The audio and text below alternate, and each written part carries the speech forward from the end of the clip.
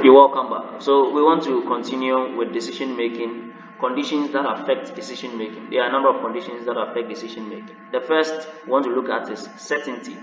Situations when decision makers are fully informed about a problem, alternative solutions, their respective outcomes. That is what can be called certainty. You are certain. I believe you've heard of the word certain before. I'm certain. I'm very sure, cocksure.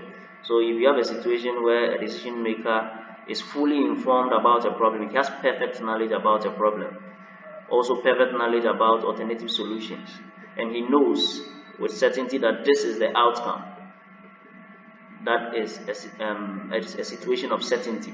Individuals can anticipate and even exercise some control over events and their outcomes when they have certainty, right? So that is one condition, but that is not the only condition. There is another condition called risk.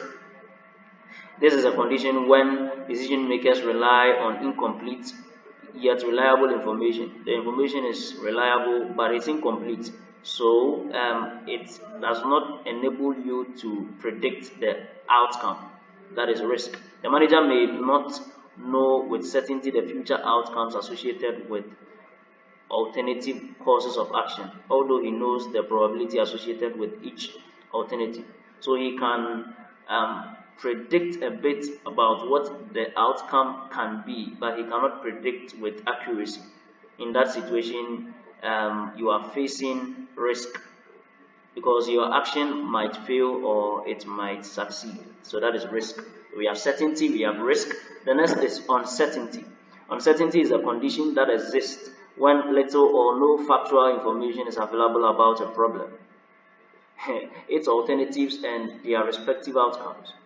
And so that is a very bad situation where where there is little or no factual information, reliable information about a problem, its alternatives, and respective outcomes. So in such a situation, a manager may not have enough information to determine the probabilities associated with each alternative. So you are not too sure whether the action you are taking might land you in success or failure.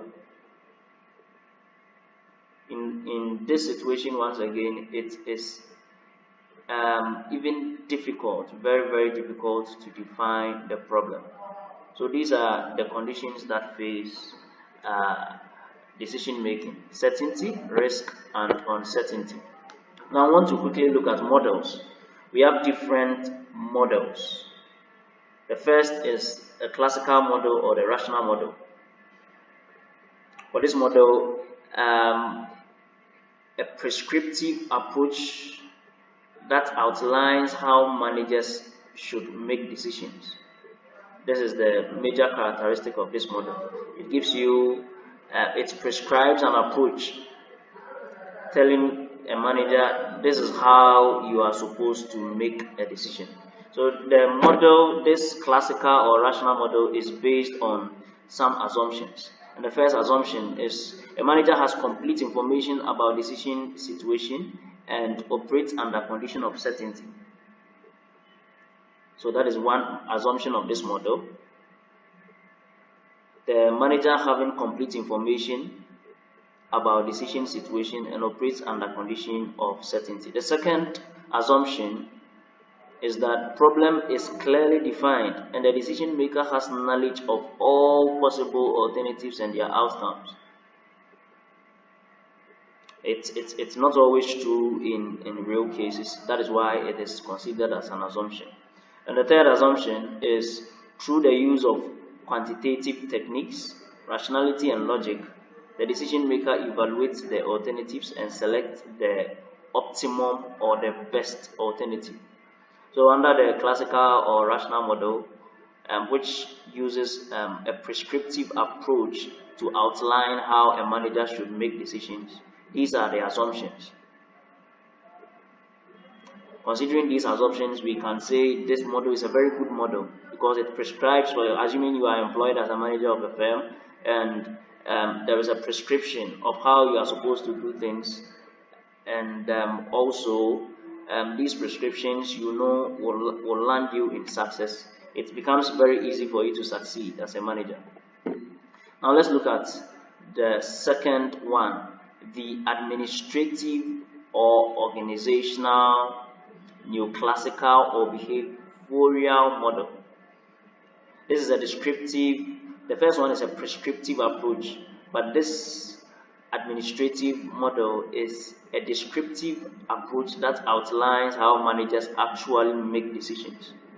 So it describes how managers make decisions. The first one prescribes to managers how they ought to make decisions. So this is also based on certain assumptions. The first assumption is that the manager has incomplete information and operates under a condition of risk or uncertainty. I believe you'll be able to differentiate between the first model, that the rational model, and the administrative model. The rational model is prescriptive.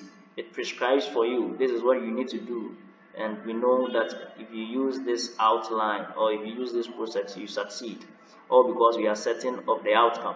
But this one describes how managers actually do make decisions. So it doesn't prescribe but describe. This is how they make decisions. So this one has risk and uncertainty, whilst the other one has certainty and without risk. So the second assumption is problems are not clearly defined. Problems are not clearly defined, and the manager has limited knowledge of possible alternatives and their outcomes. Problems are not clearly defined, and managers have limited knowledge of possible alternatives and their outcomes. So this makes it very risky. The last assumption is satisfaction achieved by choosing the first satisfactory alternative. Satisfaction is achieved by choosing the first satisfactory alternative, one that will resolve the problem situation by offering a good solution to the problem. So if you choose an alternative that might not offer a very good solution to the problem, satisfaction is not achieved. So these are the three assumptions under the model. We'll hold on here and continue in the next slide.